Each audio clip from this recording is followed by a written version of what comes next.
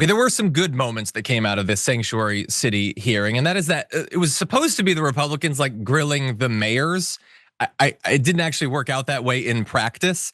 And so when some of the Democrats started to make some good points, Comer would not allow it. He tried to shut down any opposition. Take a look.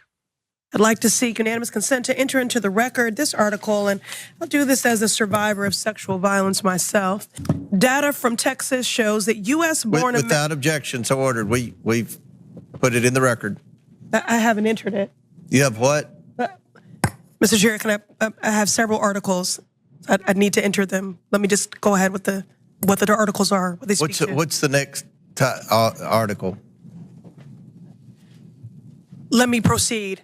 Data from Texas shows that U.S.-born Americans commit more rape Pressley, and murder than immigrants. Listen, this trend of you all trying to get thrown out of committees so you can get on MSNBC is going to end. We're not going to put up with it. This is my procedural right as a member of this committee. You can go with Mr. Frost and Mr. Green. I'm reclaiming my time. That's what you want. No. Ms. Pressley, I have been very accommodating to you. Mr. Superjohn, start the clock.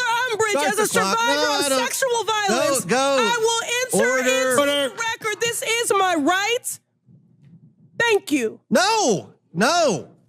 A storm is tearing up the digital media industry. Only our audience can save us in these difficult times. Help us reach our goal of 100,000 new members at tyt.com/team. That is Comer. Comer is just like a red-faced, flaccid dude yelling, no! She just wanted to, it's a fact. It's the crime stats she's talking about are facts. She just wanted to enter it into the record. You could have just let her do that and it would have been a moment. He's saying you just want to be part of this trend of Maxwell Frost being thrown out for calling Trump a grifter, Al Green being thrown out for disrupting the State of the Union. No, the trend is that you guys are looking for opportunities to throw people out. You could have just let her enter an article into the record. Why did you need to freak out all over her? You made yourself look so petty, so small. And on the other hand, she looked incredibly strong, and she wasn't the only one at that hearing. So we're gonna show you one more clip. This is of one of the mayors. This is Michelle Wu of Boston. Take a look. Respectfully, Congressman, you could pass bipartisan legislation, and that would be comprehensive immigration law. The false narrative is that immigrants in general are criminals, or immigrants in general cause all sorts of danger and harm. That is actually what is undermining safety in our communities. If you wanted to make us safe, pass gun reforms. Stop cutting Medicaid.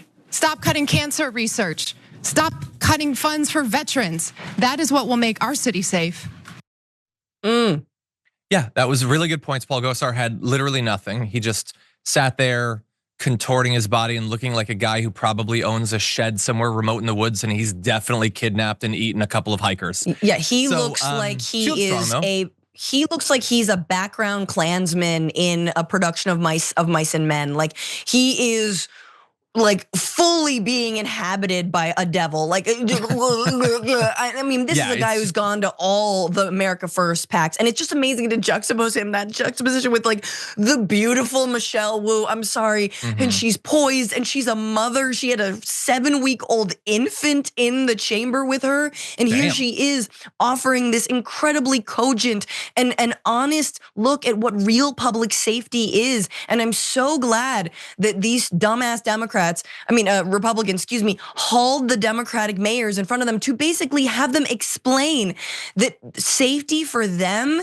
isn't just adding more cops to the streets. The safety for them isn't locking up and abducting residents, abducting migrants, right? And people who are working, people who have families, people who contribute to cities like Chicago and to Boston, right? Real safety is when their food benefits are not cut, when they can go to a doctor, when they're, when veterans are not kicked out on the street or kicked off their health care. Like, I really want them to do more of this, because honestly, the most resistance that I'm seeing is coming from some of these mayors and some governors, not all, on the Democratic side.